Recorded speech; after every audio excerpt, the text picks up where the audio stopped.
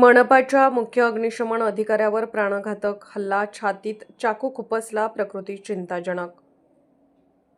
महापालिकेचे मुख्य अग्निशमन अधिकारी सुनील कृष्णा माळी यांच्यावर मंगळवारी रात्री त्यांच्या घरासमोरच दुचाकीवरून आलेल्या 2 अज्ञात हल्लेखोरांनी चाकूने प्राणघातक हल्ला केला.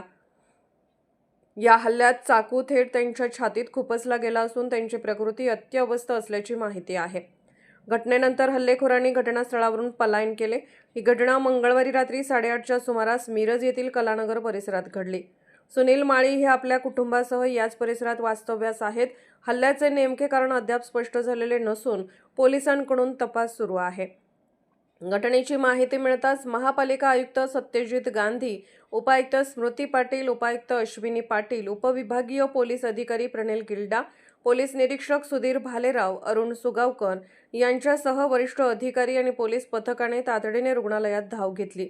विशेष म्हणजे 3 महिन्यांपूर्वी सुनील माळी यांच्यावर अज्ञात व्यक्तींनी काठीने हल्ला केला होता. त्या प्रकरणी त्यांनी पोलिसात तक्रार दाखल केली होती. त्या घटनेची आठवण ताजी असतानाच पुन्हा त्यांच्यावर झालेल्या या प्राणघातक हल्ल्यामुळे शहरात खळबळ उडाली असून हा हल्ला पूर्वीच्या घटनेशी संबंधित आहे का, याबाबत विविध तर्कवितर्क लावले जात आहेत. पोलिसांकडून परिसरातील सीसीटीव्ही फुटेज तपासण्याचे काम सुरू असून हल्लेखोरांचा शोध घेण्यासाठी विशेष पथके तैनात करण्यात आली आहेत.